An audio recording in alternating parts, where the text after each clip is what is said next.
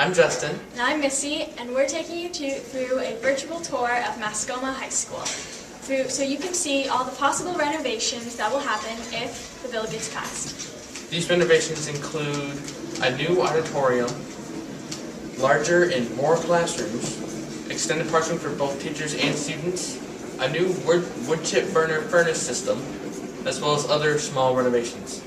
Enjoy! Times change.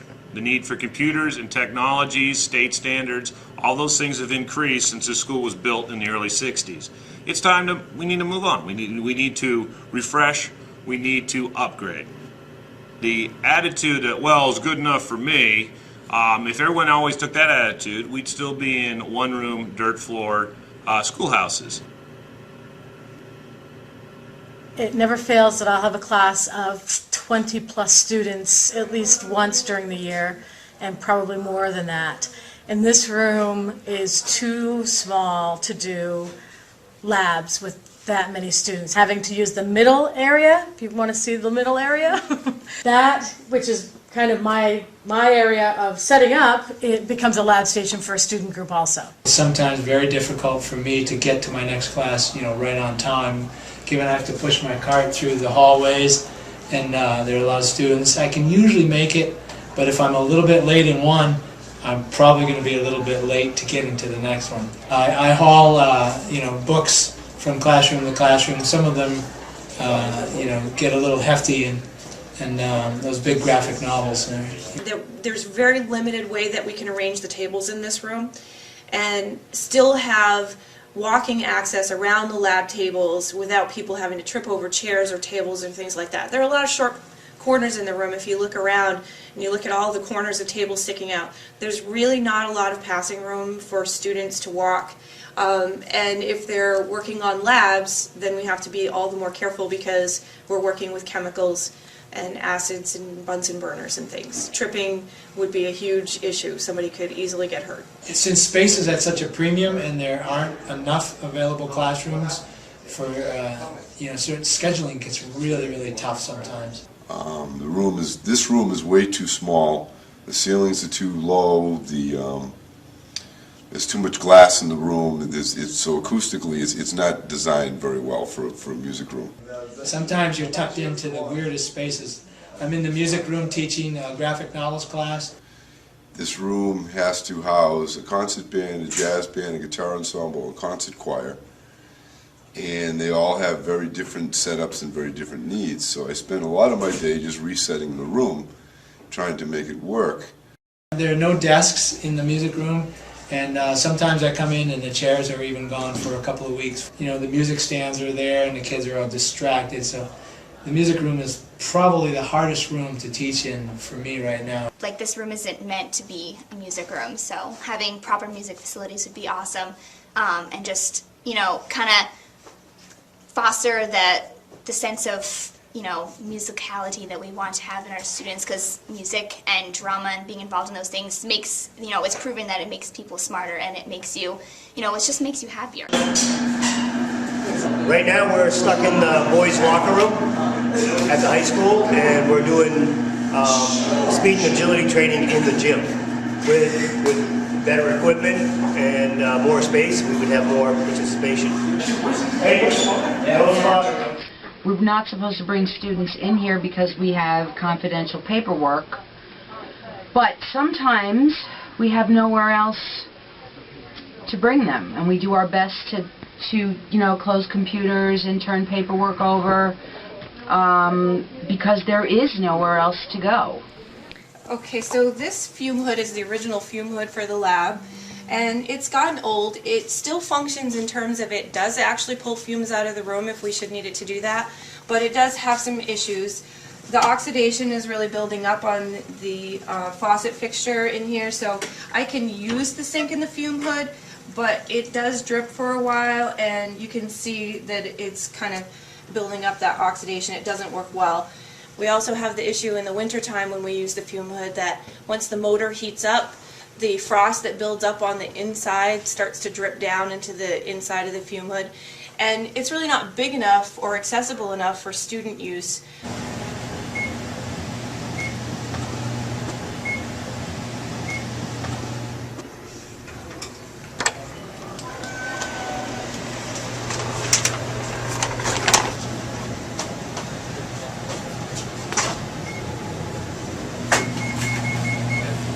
cans, empty food cans hanging from the ceiling from leaky pipes to catch dripping water or fluids or liquids or whatever may be dripping out of them. We have water spots, such as this, all over the school. The sprinkler system, the state fire marshal has been very lenient in allowing the district to operate a school here without proper sprinkling because there's a renovation coming. There's a renovation coming. There's a renovation coming.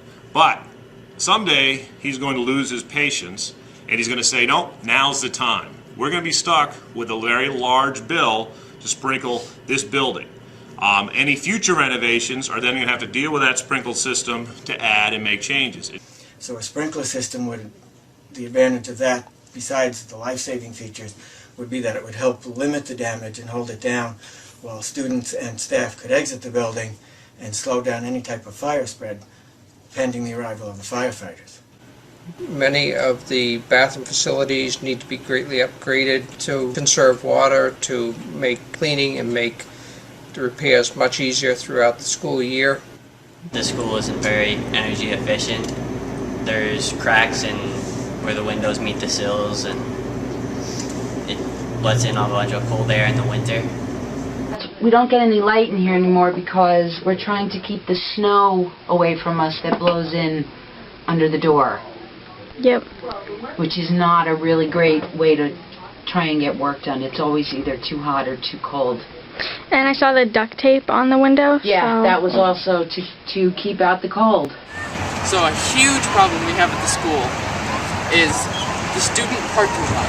If we have a home game, whether it be out here on the fields or inside in the gym, we have opponent buses trying to park in there, parents trying to park in there to come see their children's games. Cars are not supposed to be parked here, but on a day like this where there's practices and games, cars do park here. So when people are pulling out and then people are coming down, it's impossible to see. So it's really common that cars are slamming on the brakes and almost getting in accidents just because of this problem of lack of parking. For example, this car coming down won't be able to see a person coming behind here. Like that. Changing the route in and going directly across from Blackwater Road is a great idea. There's been a lot of accidents out front, and we're trying to, in the craziness of the buses and the kids and the parents trying to drop children off. If the school passes the renovation bill, the parking lot will be extended into the fields, but we'll still have the sports fields, and there'll be a lot more parking for everybody for events or just normal school days and where teachers can park. That's definitely a big fear for a lot of people, that we are losing sports fields, which we're not. We're just pushing them back a little bit. But we do want to keep up with our schools and doing nice things for the children. It's very important because it brings jobs to this area by having keeping the young families in this area. As far as when we do our drama productions, some challenges that we face during actual performances is the fact that it's not an auditorium. It's just the audience is seated on a flat level, so they don't get to see as much depth in the performance. Our prop area and our access to different sides of the stage is very limited. If we wanted to get, say, from stage left to stage right, and we can't obviously cut out through the stage, you can't mess up the performance. You literally have to go outside into the cafeteria, run all the way around, and literally sprint, because otherwise you're not going to make it there in time. The biggest problem that I run into is the fact that we have to share the performance space with the phys ed department. We are not allowed to rehearse in the space that we're going to perform in until the very day of the performance. So everything has to be done in this room. Players this week, so we have to kind of accommodate for that. We have some cords and some things set up. We're playing volleyball right now. We'd like to play some other things, but we can't because of the cords that are on the floor. Right now we have one space, and if anybody else is, so we have to share that space, so sometimes that's difficult. The ideal thing would be to have two spaces, so if your space is being used, obviously you can go and do whatever you want, not just like volleyball that we're doing right now, but you can play any game you want in another facility. So I think that would be the optimal. These bleachers are as old as the school. They are original, which is about 48 years old. Now this floor is also original. and every summer it gets refinished. And every time something gets refinished, you take off a layer, and eventually you take off so many layers, there's not going to be any more layers to take. So, an ideal situation would be new bleachers and a new floor. We continually try to improve upon the school and the facilities as it is, but many facility pieces of equipment are very old. The boilers are original equipment, which was built in 1963. The heating system. We're on bonus time. We've squeezed the expended life out of that heating system. Sooner or later it's just going to fail. And again, an emergency repair is going to cost a heck of a lot more than to have a prudent system installed, like the wood chip plant. Would be something that we could put on our website, advertise with our properties, that we have a newly renovated school, that you know, is a positive aspect when trying to market homes in our school district. It would be far more prudent to build a new roof over a renovated structure than to put down a new roof and then have to start tearing up later when we have to do a new structure. And that's the reality that everybody knows. Sooner or later, we're going to have to pay for a new school, the renovation, we're going to work, we're going to have to do it. You could kick the can down the road again, but every time that can gets kicked, the bill gets more expensive. It adds several million more dollars every time we kick the can. Voting no now doesn't really save you money in the long run. It's cheaper now to do it right.